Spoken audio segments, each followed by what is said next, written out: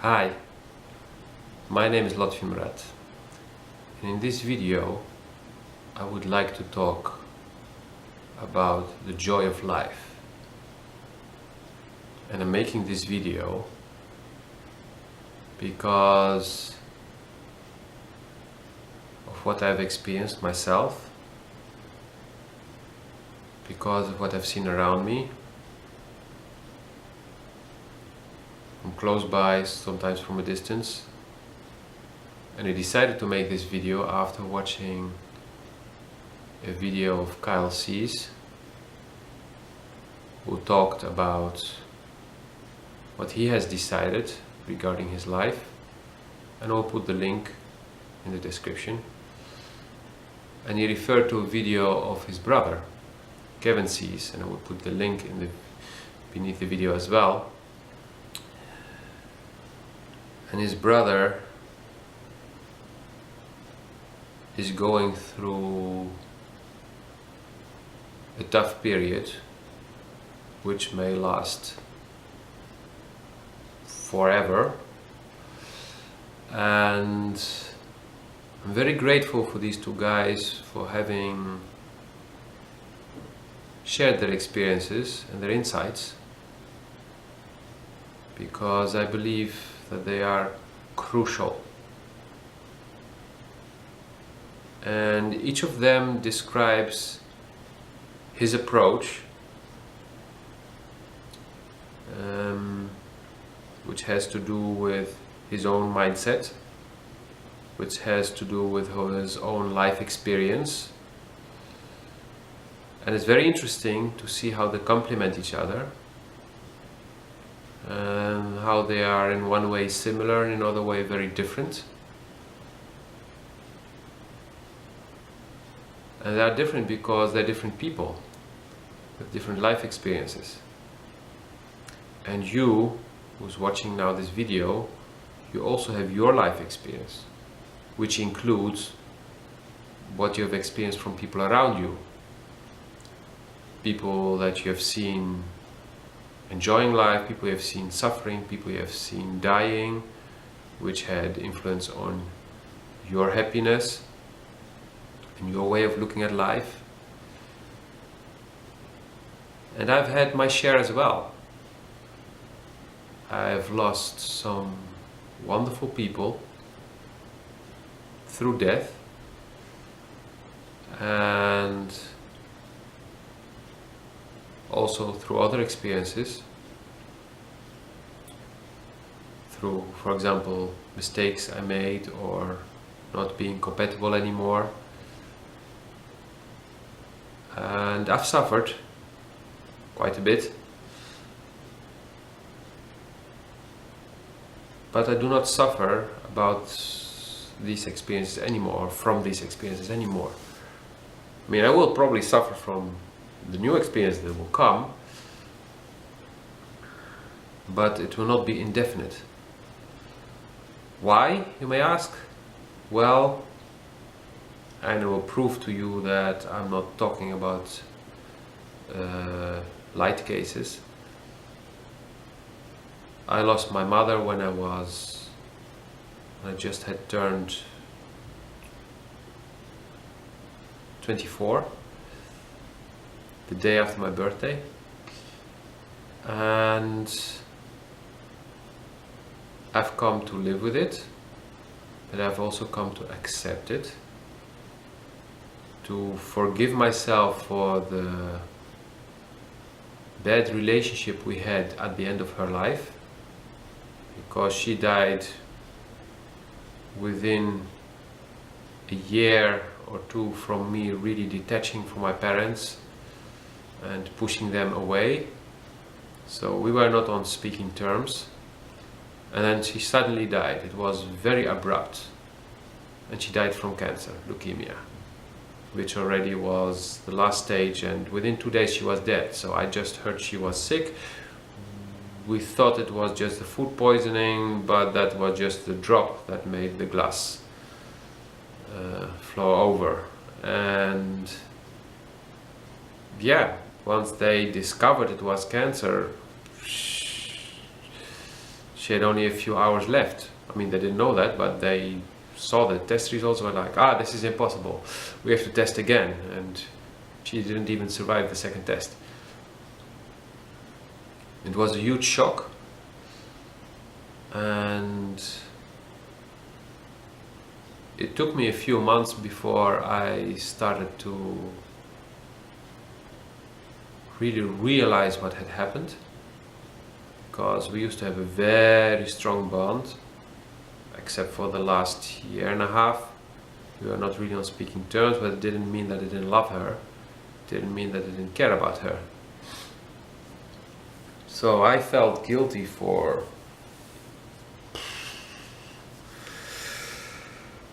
over a decade, almost even 2 decades,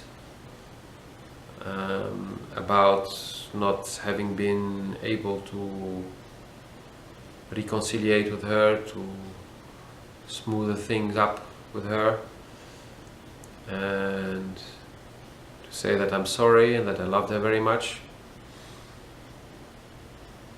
But I managed to do so. And the interesting thing is that I came to realize that even the death of my mother had a positive outcome. Positive outcome was that I really got my freedom to be independent. And yes, it's something that's supposed to come from within you, but when you're young, it's not always possible. You're still way too attached to certain people's opinions, maybe still very attached to your parents, and then it's very difficult to be truly independent. So I was raised very protectively by my parents, mainly my mother, because she had lost already. I should have had a sister older than me, who died in the first few weeks of her life, or a few days even. I don't remember because I was not there, and they've told me, but it's quite long ago. So yeah, she was very protective of me. And after her death, I started to be really free. So I could make plenty of mistakes because she was not there to tell me not to make them. And I could learn a lot from these mistakes. And I just recorded another video about learning from your mistakes. I will put the link in the description as well, because it's very important that we learn from what we do, not just from the mistakes, because mistakes is judging harshly what we've done. Learning from our experiences. And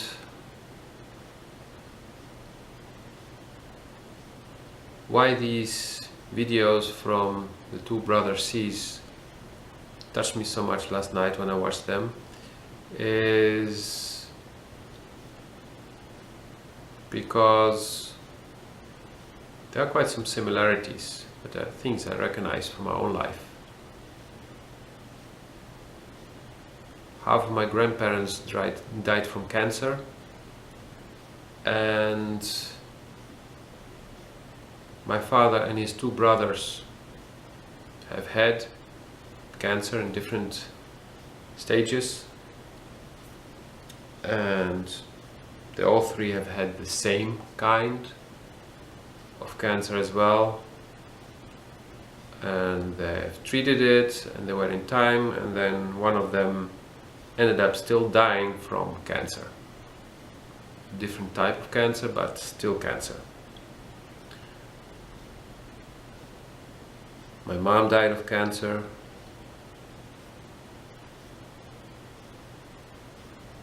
And yeah, my father even have had cancer on a few locations in his body. And yeah, he's still alive. And he's still alive to such an extent that people don't really understand how that's possible. He has survived so many crazy things. Literally survived impossible situations. So one of my cousins said as a joke, but I actually feel it's not really a joke. He says he's an iron eater. He eats steel and iron for a living. That's what makes him so strong. So yeah, maybe he is Superman. With a belly, but still. And so looking at the genetics, I have a very high chance of ending up with cancer too. And I can focus on this and start getting scared and freaking out and start doing plenty of testing,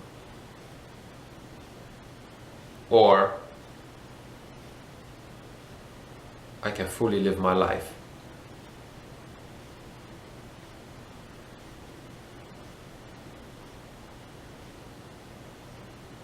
And not focus on what may happen someday. And I will give you the same analogy that I give often. People start to stress about something that may happen. And they always say, why do you do that? Because if the thing that you're stressing about will not happen, you have stressed for nothing. You have wasted your time and energy for nothing. Time and energy that you could have used for wonderful things. Having fun, for example. Or what you have been stressing about and been so afraid of has happened. And then what? You stressed about it. So you spent time and energy on stressing. And then the thing happened, and then you stress again and spend a lot of time dealing with the thing. So, if my math is correct, at the end, you've stressed twice and you spent twice the time on doing that.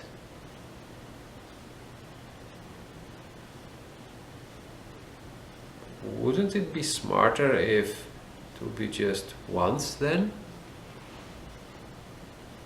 Or maybe even take this one out and not stress at all about your situation that you may have or that you now really have,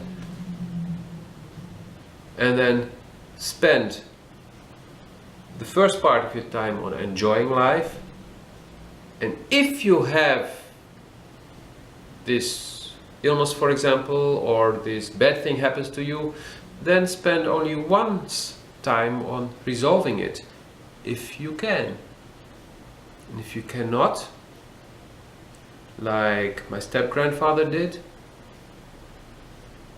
he was diabetic, among other, and he said, I will keep eating what I enjoy because I prefer to die a year or two earlier, that having fully enjoyed those years that I've left, and to live 10 instead of 8 years, but not fully living them and not enjoying one of the things that's really important for me, which is great food. And today there are many ways of enjoying great food that will not harm you when you're diabetic and stuff like that, but back then it was not so easy. And being an old man, he just had a few things that he really liked, so he enjoyed them. And he lived for quite a while, and he broke all the expectations, and at a certain moment he died, and he died peacefully and happy.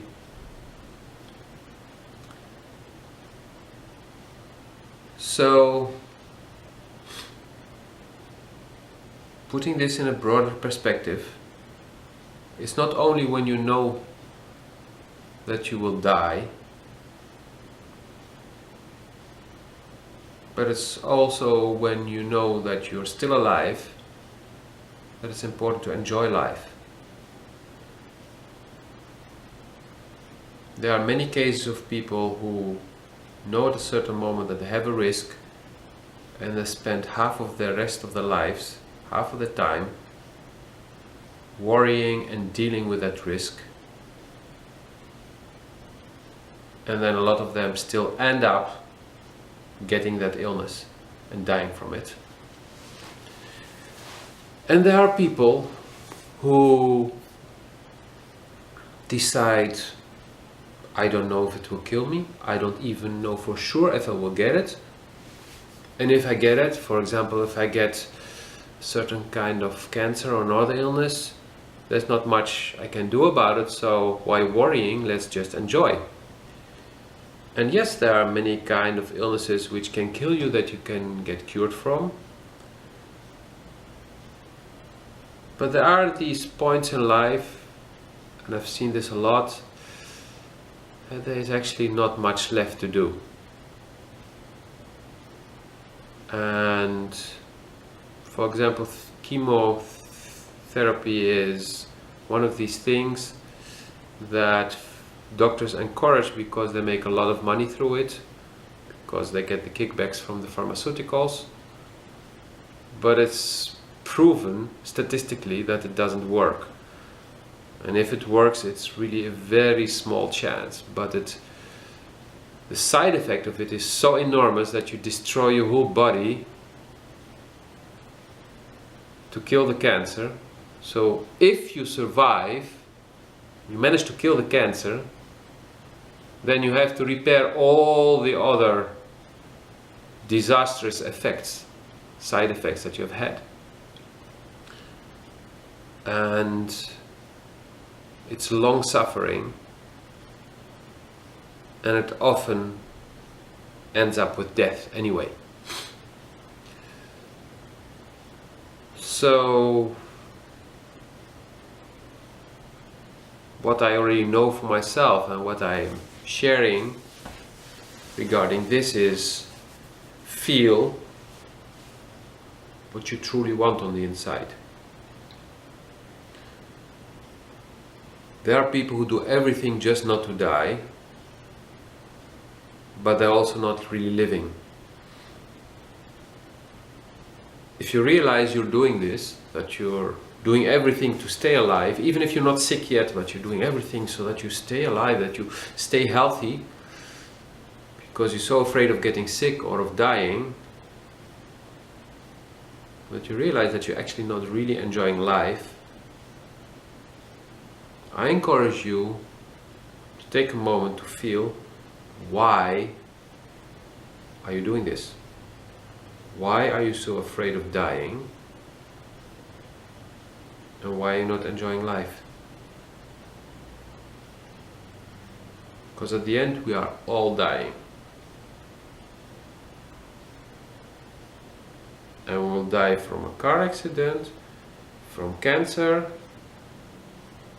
or from just getting old. These are the main reasons I can think of now. So you're dying anyway. So it could be beneficial to you to let go of the fear of death, because it's coming. And it will not help you to live longer if you're afraid of it. And once you let go of that fear, you'll create a lot of space, energy, time to start enjoying life.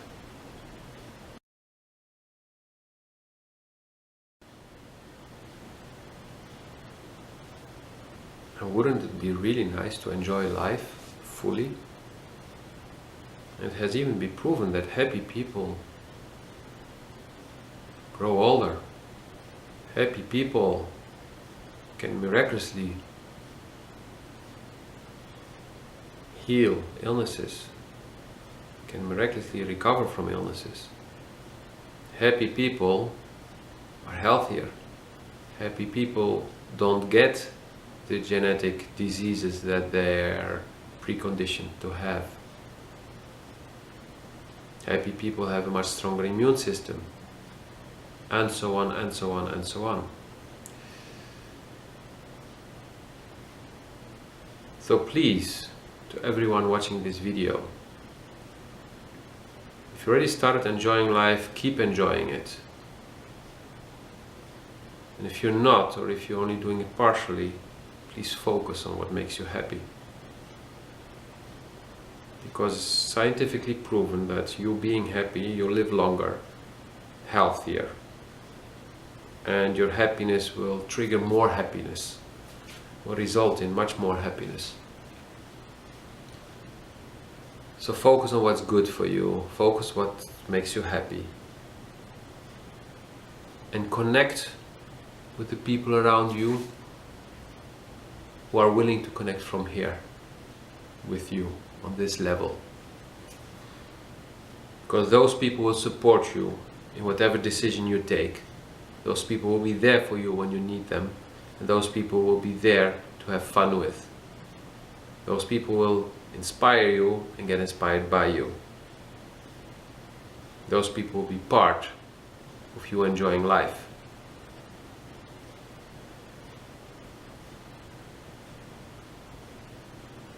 So thank you, Kyle, thank you, Kevin. Thank you to all the people who have inspired me when it comes to living fully my life.